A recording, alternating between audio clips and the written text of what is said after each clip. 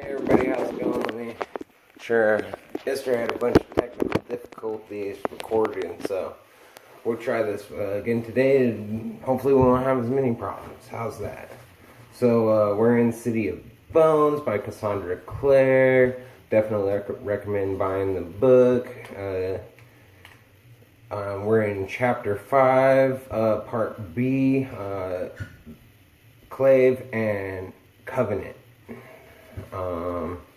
And we're on page 83, the first, second, third paragraph down is where I'm starting. Alright.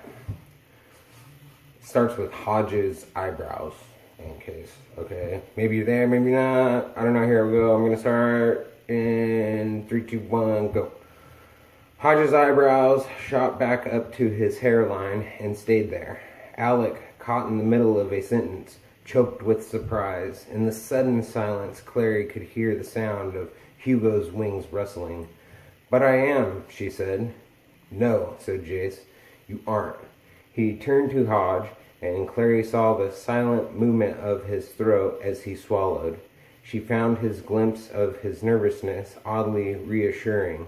That night, there were Deucin demons dressed like police officers. We had to get past them. Clary was too weak to run, and there wasn't time to hide.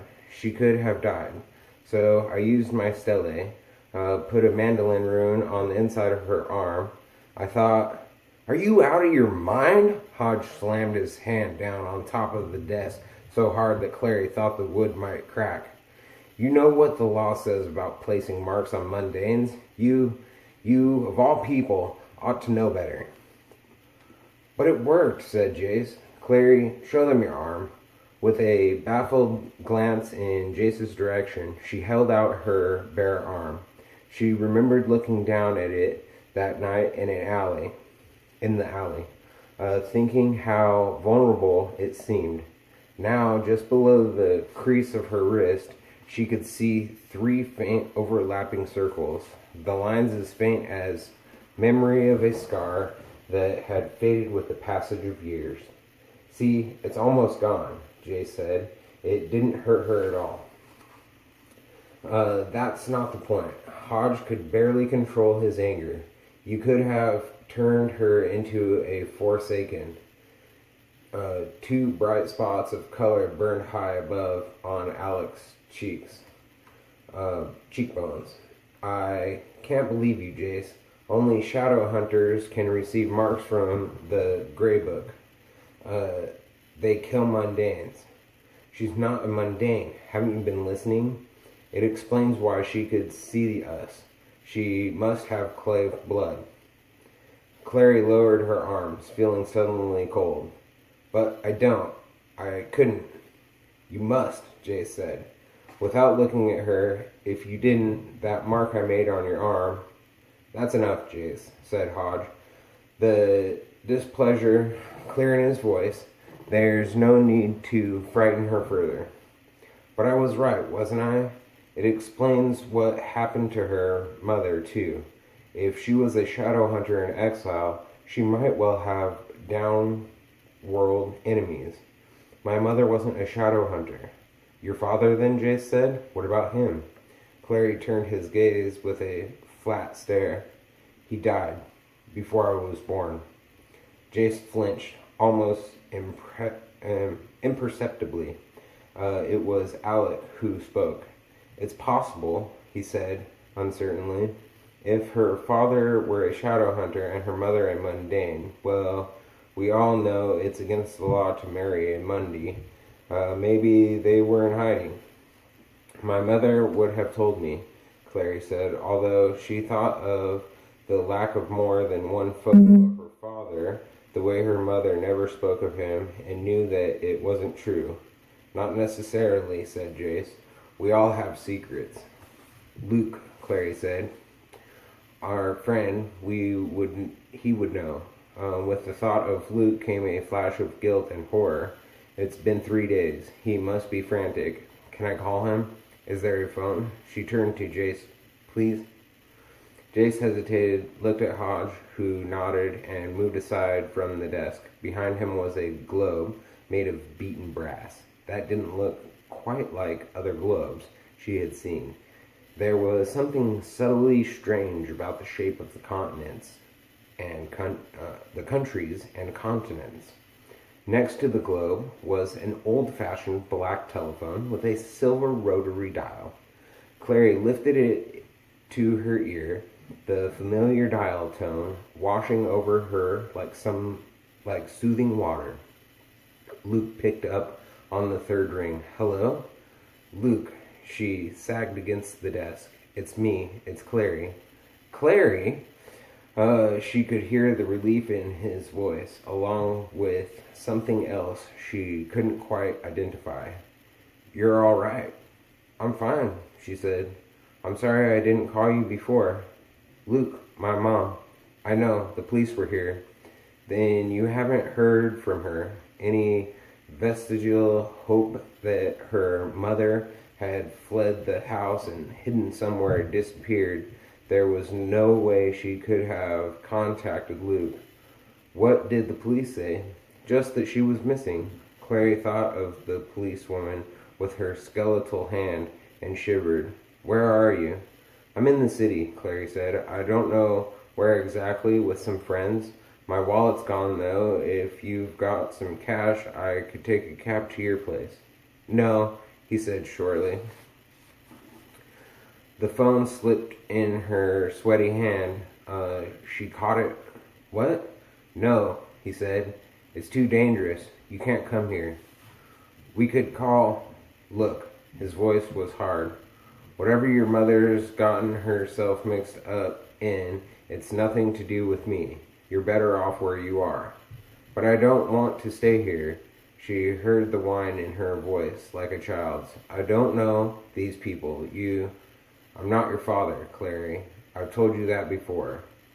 Tears burned the backs of her eyes. "I'm sorry, it's just—" "Don't call me for favors again," he said. "I've got my own problems. I don't need to be bothered with yours," he added, and hung up the phone. She stood and stared at the receiver, the dial tone buzzing in her ear like a big ugly wasp. She dialed Luke's number again, waited. This time it went to voicemail. She banged the phone down, her hands trembling.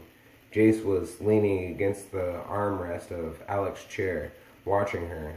"I take it he wasn't happy to hear from you." Clary's heart felt as if it had shrunk down to the size of a walnut, a tiny hard stone in her chest. "I will not cry," she thought. "Not in front of these people." "I think I'd like to have a talk with Clary," said Hodge, "alone." He added firmly, seeing Jace's expression. Alex stood up. "Fine. We'll leave you to it." "That's hardly fair," Jace objected. "I'm the one who found her. I'm the one who saved her life. You want me here, don't you?" he appealed, turning to Clary. Clary looked away, knowing that if she opened her mouth, she'd start to cry. As if from a distance, she heard Alec laugh. "Not everyone wants you all the time, Jace," he said. "Don't be ridiculous," she heard Jace say, but he sounded disappointed. "Fine then, we'll be in the weapons room." The door closed behind them with a definitive click. Clary's eyes were stinging the way they did when she tried to hold tears back for too long. Hodge loomed up in front of her, a fussing gray blur. "Sit down," he said. "Here on the couch." She sank gratefully onto the soft cushion. Her cheeks were wet. She reached up to brush the tears away, blinking. "I don't cry much usually," she found herself saying. "It doesn't mean anything. I'll be all right in a minute." Most people don't cry when they're upset or frustrated, but rather when they're frustrated. Most people do not cry when they're upset or frightened, but rather when they're frustrated. Your frustration is understandable. You've been through a most trying time. Trying? Clary wiped her eyes on the hem of Isabel's shirt. You could say that. Hodge pulled the chair out from behind the desk, dragging it over so that he could sit facing her. His eyes, she saw, were gray, like his hair and tweed coat, but there was kindness in them. Is there anything I could get for you? He asked. Something to drink? Some tea? I don't want tea, said Clary, with muffled force. I want to find my mother, and then I want to find out who took her in the first place, and I want to kill them. Unfortunately, said Hodge, we're all out of bitter revenge at the moment, so it's either tea or nothing. Clary dropped the hem of the shirt, now spotted all over with wet blotches, and said, What am I supposed to do then?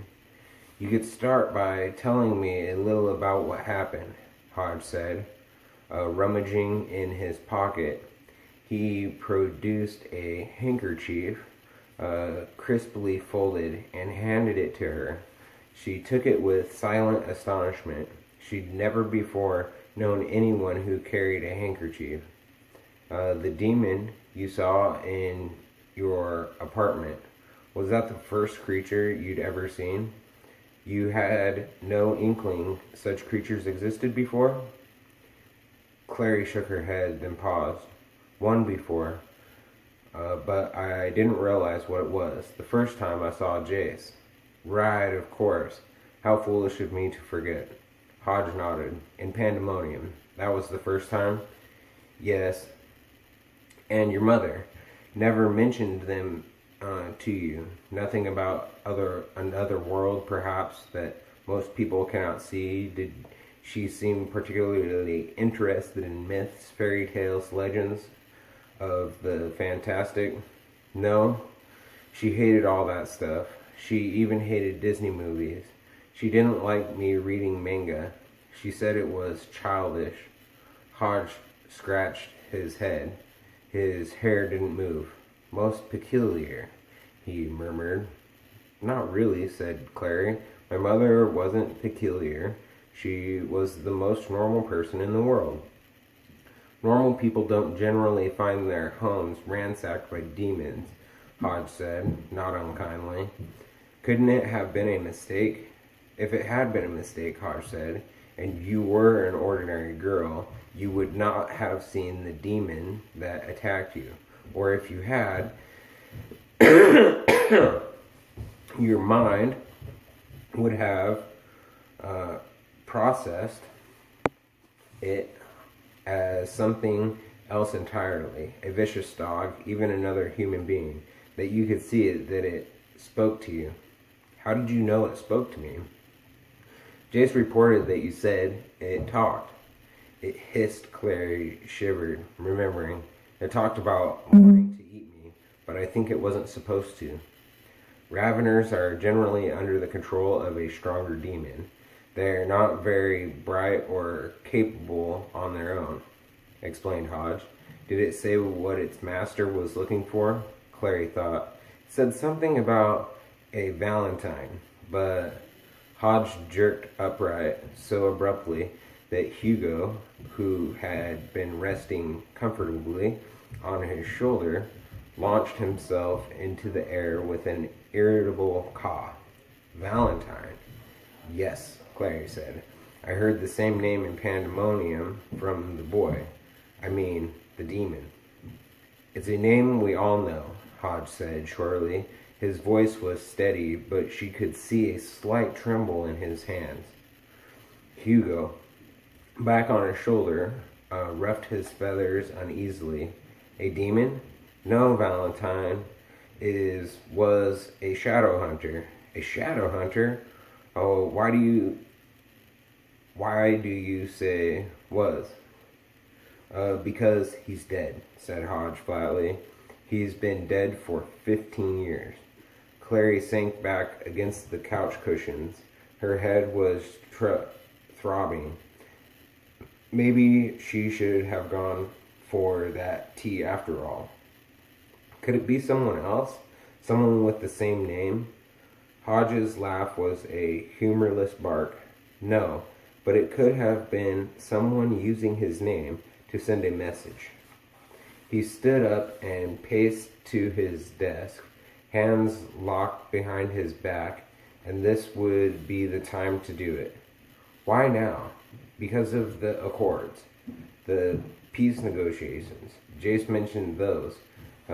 Peace with who? Downworlders. Hodge murmured. He looked down at Clary. His mouth was a tight line. Forgive me, he said. This must be confusing for you. You think? He leaned against the desk, stroking Hugo's feathers absently. Downworlders are those who share the shadow world with us. We have always lived in an uneasy peace with them. Like vampires, werewolves, and the fair folk, Hodge said. Fairies are Lilith's children, being half demon, are warlocks. So what are you, shadow hunters? We are sometimes called the Nephilim, said Hodge. In the Bible, they were the offspring of humans and angels. The legends of the origin of shadow hunters is that they were created more than 1,000 years ago, when humans were being overrun by demon invasions from other worlds. Jonathan Shadowhunter, the first of the Nephilim, summoned the angel Raziel, who mixed some of his own blood with the blood of men in a cup and gave it to those men to drink.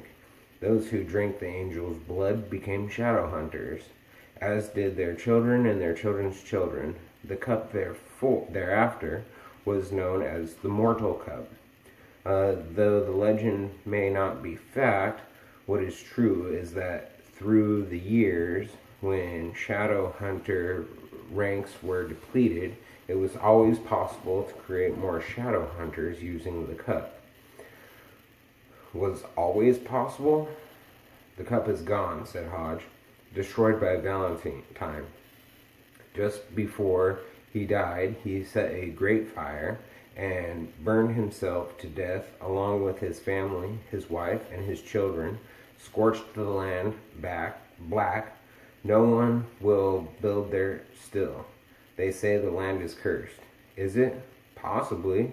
The council, that is the voting body of the clave, those shadow hunters who make final decisions of policy and law, hands down curses on occasion as punishment for breaking the law. Valentine broke the greatest law of all. He took up arms against his fellow shadow hunters and slew them.